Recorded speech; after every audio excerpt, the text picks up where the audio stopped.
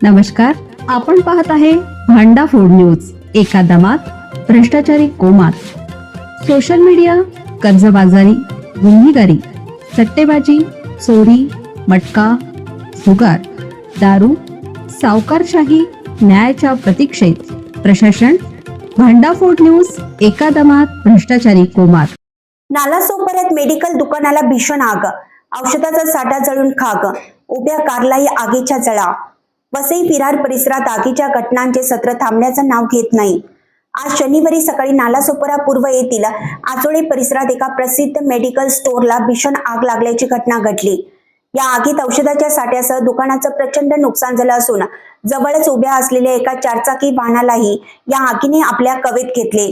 सुदैवाने या घटनेत कोणतीही जीवितहानी झाली नाही. शनिवारी सकाळच्या सुमारास नालासोपारा पूर्वेकडील आचोळे परिसरात असलेल्या चौथरीन मेडिकल स्टोअरमध्ये अचानक आग लागली.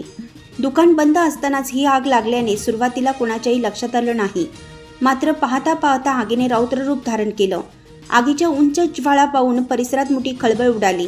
स्थानिक नागरिकांनी तातडीनं वसई विरार महापालिकेच्या अग्निशामक दलाला पाचारण केलं.